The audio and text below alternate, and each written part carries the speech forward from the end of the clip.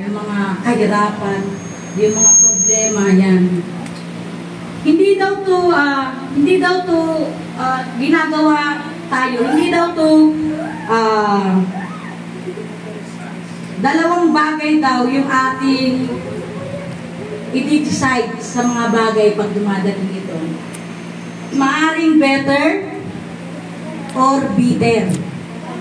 Pagka medyo sa Pilipit na dila, yung better nagiging bitter. At yung bitter nagiging better. Pagsalipag, baliktad-baliktad din man. Yan. Yan. Lalabas din po yung totoo dito. Yan. At sabi dito, meron talaga tayong choice. It is either to grow up or give up. You can become who God wants you to be, or you can become hard-hearted. Yan, laging dalawang bagay. Is our choice. Yan. Kaya kung nai-struggle tayo, at paano natin yung dinidil, struggle, mabibit natin yung to the Word of God. Amen. Pero yung ina-enjoy na natin yung struggle natin, di ba? 3 years, 4 years, struggle pa rin ba tayo? Hindi po struggle yon. Addiction na raw yon. Sinasadya na natin. 3 years, 6 years ka na sa Panginoon, struggle ka pa rin sa time. Sinasadya na daw po yun, sabi sa Aralin. Hindi po struggle ang tawag doon. Sabi, struggle ako sa prayer and devotion eh. Ilan taong ka na bang struggle, kapatid? Siguro mga 3 years na. Ha? Diba? Ang struggle, ito lang. Pumunta ka dito, may struggle ka. Bakit? May nangyaring hindi mo inasahan. Ang addiction, hindi lang po sa drugs. Addiction sa mga bagay na ini-enjoy natin. Yun daw yung addiction. So, in 3 years time, na hindi ka pa rin makapag-prayer and devotion, yung time mo, lagi mo pa rin nilalabanan. Addiction na po yun. Hindi yung struggle. Enjoy. Ini-enjoy na pa rin. Kaya nga, yung character na nangyayari sa'yo, it defines you. It defines us. Pag di natin yung nabibit hanggang sa ngayon, 3 years, 4 years. Survival. Diba? Survival of the fittest dito sa mundong ito. Sa mundong ibabaw. Kung hindi ka nagbabasa ng Word ni God, isa ka na rin doon sa mga hindi nagbabasa. At nakakatakot, ang sabi ng message kahapon sa mentoring na pinuntahan namin, yung hindi mo pakikinig sa salita ng Diyos at yung hindi mo pagsunod sa salita ng Diyos. Rebellion. Rebellion pala. At ang rebellion ay may circumstansya, may kapalit, may consequence sa Panginoon. Ngayon, oo, hindi mo mararamdaman. What if? Pagdating ng araw ng paghukom, ma-overcome yung trials. At buhat doon, malalaman natin paano ang Panginoon hindi gusto ng Lord, hindi galing kay Lord pagka yun ay dinil natin ng out of the Word of God. Hindi yan gusto ng Panginoon. Tanongin mo yung katabi mo. Isa ka ba dito? Tanongin mo. Isa ka ba sa nagkukwit? Yan. Sabi nga ng isang parang military abbreviation nila, military saying, never say die. Diba? Yung mga military, never say die. Hindi sila pwedeng mamatay, hindi nila sinasabing mapupunik. Hindi nila vocabulary yun. Kaya na sabi sa napanood ko, nakakapanalangin ka raw ba pag nasa problema ka? Diba? Nakakapanalangin ka ba pag nasa problema ka? Oo, diba? Kasi kasama natin ang Diyos. Hindi tayo katulad sa labas. Diba? Hindi nila sila tatakbo, sila kakapit. Pero tayo, diba? Nandiyan ang Panginoon, 24 hours, 24/7. Gagawin na lang natin, tatawag tayo. Jeremiah 33 verse 3, telephone number ni God. Nasa sa Deuteronomy, di ba? Konting hindi ka lang sumuway, rebelde na pala tawag. Grabe, no? Grabe ang Panginoon. At may consequence pa. Kaya hindi tayo lalaging ganon. Amen. Hindi tayo lalaging ganon. Lagi tayong babalik sa salita ng Diyos na magpapatibay sa atin, magpapalalim sa atin. Yung aralin sa secular, hindi magpapalalim sa atin. Added knowledge, hindi wisdom.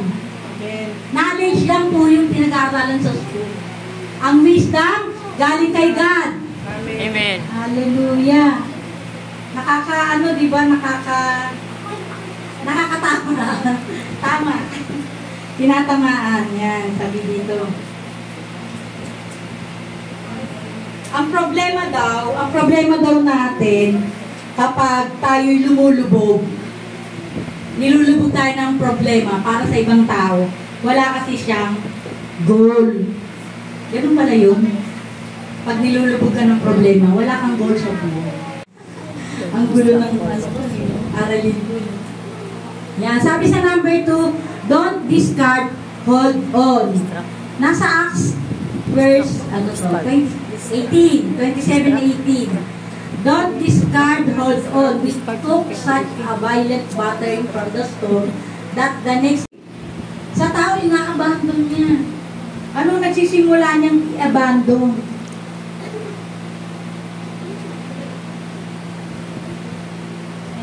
Yung relationship natin kay God. Nakakalungkot, di ba? Christian na, dumating lang sa pagsubok, dumating lang sa problema. Ang unang give up ministry. Nakakalungkot. Di ba? Dapat lang natin ilagay sa isip natin, sa puso natin. Hindi tayo nagsisilbi sa tao. Nagsisilbi tayo sa Diyos. Sa Diyos na buhay. Di ba?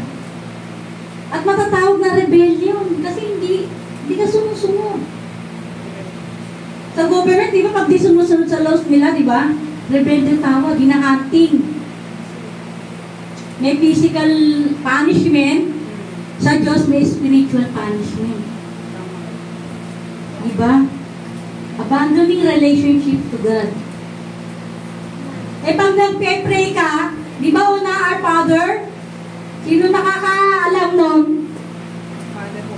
Our Father! Una pa lamang relationship na agad sa Father natin. Our Father! Relationship agad. Tapos i-abandon mo dahil na simpleng problema. Diba? Nakakalungkot kasi sabi nga, yung ministry daw ang unang-una. Nahirapan sa school, ministry, give up. Nahirapan sa relationship sa family. Diba? Ginibap yung pagsisimba, yung paglalife group. Alam niyo mga kapatid, sa buhay natin na to, punong-punong na struggle ko. Pag di natin nalabanan through the Word of God, isa tayo talaga doon. Grabe, di ba? Nakakalungkot. Nandun ka na sa banig, pumunta ka pa sa sahig. Di ba? Maituturing ng sahig. Mas masarap ang banig, di ba? Kaysa sa sahig. Sa panahon ngayon, ang init, masarap sa sahig. Yan, literally, yan eh. Pero spiritually, hindi po maganda na i-give up natin yung ministry natin dahil lang namumblema. Namumblema ka sa pera, di ba? Sabi ka ako. Namumblema ka sa pera. Pangbayad sa mentoring. Hoy, libre mo naman ako. Di ba? Nakakatawa, pero may tama sa atin, di ba? Sabi sa mentoring, ay, hindi ako makakasama, wala akong pera eh. Ay, hindi ako makakasama, dami kong labahan, gabundok. Mga ano daw yan, mga dahilan ng tao. Nagpapakahirap sila doon samantalang ang plano ng Diyos. Di ba? Jeremiah 29:11. For I know the plans I have for you. Declares. Hindi lang basta sinabi, dineclare. At pag dinideclare, nangyayari. Plans to prosper you. Diba? Plans to prosper you. not to harm you, plans to give you hope and a future. Amen. Yan. Yan ang salita ng Panginoon Diyos. Hindi nais ng Diyos na maghirap tayo. Kaya nga daw maraming mahirap. Kasi siya yung ayaw umalis. Through it, hindi aalisin ng Diyos yun. Kundi, bibigyan ka niya ng lakas. Philippians 4:13. Diba? I can do all things through Christ who gives me strength. Diba? Pangahawakan lang natin yon, mga kapatid. Amen. Yan. Sabi ng Panginoon, nilagay tayo sa sitwasyon na ganun, gusto niya na matuto tayo. Praise God. Diba? Sa bawat pagsubok, diba natututo ang tao? Pag di ka natuto, ano ka? Amen. Diba? Ulitin mo na naman yun. Pumunta ka. Mentoring. Na kahit mahal, hindi yun nababayaran ng pera dahil espiritu natin ang lumalago. Dahil espiritu natin ang lumalalim sa Diyos. Hindi yung physical. Espiritu na lalaban sa hamon ng buhay. Amen. Hallelujah. Yan. Ang hirap pag nasa sila. God is in control. God is in control. Yan. Lagi nating tatandaan na kahit nasa gitna tayo ng bagyo, God is in control. Minsan ganun ang tao, nakakalimutan talaga ng tao na God is in control. Pag dumadanas tayo, walang pera, di ba nakalimutan natin God is in control? Totoo naman, di ba? Pag may problema, nakalimutan natin God is in control. Pag nasa karamdaman ka, nakalimutan ba natin God is in control? Hallelujah. God is in control. Tayo dapat ipagmalaki. Matalino ako, nagawa ko to. Matalino ko, nakagraduate ako with honors, flying high honors. Itong trabaho na to, na-promote ako. Diba? Hindi to yun. Palakpakan mo ang Diyos sa buhay niya, sa buhay mo. Dahil meron kang Diyos. Siya ang may gawa nun. Walang dapat ipagmalaki ang tao. Hindi tayo yun. Ang Diyos ang naggawa nun sa buhay natin. Amen. Diba? Don't despair. Hope in God. Kung may bagyo man sa buhay natin, nandun ang Diyos. Hindi hahayaan ng Diyos na malulod ka mag-isa dyan. Hindi hahayaan ng Diyos na nandiyan ka lang palagi. Ikaw na yung tao. Kaya nga yung karakter mo, it defines you. Pag minahal mo yan, di ba? Yung sakit na yan, minahal mo, it defines you. Pero yung sakit na yan, nalabanan mo dahil sa Panginoon Diyos, it defines you. Amen. Lahat yan, karakter. Karakter ang dadalhin natin doon sa eternity. Hindi mga circumstansya, hindi mga problema. Hindi problema natin. Yung mismong karakter natin, kung paano natin detail. Yung mga problema, kung paano natin detail. Yung mga pagsubok na dumadating sa atin. Ito yung magmamarka na kung sino tayo, kung ano tayo sa harapan ng Panginoon Diyos. Amen. Salamat sa Diyos at hinahamon ko kayo mga kapatid. Ano yung kaya yung binibigay namin sa iyo, Panginoon, itinatapon namin ng mga bagay na nakakapagpabigat. Kung bakit ang bato namin na hindi umuusad, Panginoon. Lord, sinusuko namin to sa iyo, Lord, lahat. Lahat ng klase ng pag-aalinlangan, lahat ng klase ng hindi pagsunod sa iyo, Panginoon, lahat ng klase ng mga bagay sa puso namin, sa buhay namin, na hindi nakakalugod sa iyo, Panginoon. Sa iyo namin ito pinagkakatiwala, God. At salamat, Panginoon, na sa gitna ng pagsubok, naroon ka. 24/7, God, na tinutulungan mo ang iyong mga anak. Na lagi na ay naroon ka, tumutulong sa amin. Na lagi na ay naroon ka, nagbibigay sa amin ng kapanatagan, ng peace of mind. Hallelujah, Lord. Ikaw ang tunay na provider ng aming buhay. Tulungan mo ako kami, Panginoon, na laging mag-rely sa word mo. Na dumating mga tulong sa amin, Panginoon. Lord, impact mo sa amin ang mga bagay dito. Ito yung makakapagbigay sa amin ng mga kalakasan, makakapagbigay sa amin ng mga wisdom, Panginoon, para malabanan namin ang gawa ng kaaway, Panginoon. Tunay po na sa mundong ito, bat-bat ng hirap, bat-bat ng sakit, Panginoon, bat-bat ng pagdurito. Pero nandiyan ka, Lord, hallelujah, nandiyan ka, Lord, alam namin, Panginoon, narito ka sa amin. Lagi mo kami inaalalayan. Salamat, Lord. Thank you, Lord, sa mga salita mo. Thank you, Lord, sa mensahe mo. Mag-manifest na po sa bawat isa, Panginoon. May impart sa amin ng mga salita mo ito, Panginoon. Upang hindi na kami kagaya ng mga believer. Hindi nalalabanan ang mga problema.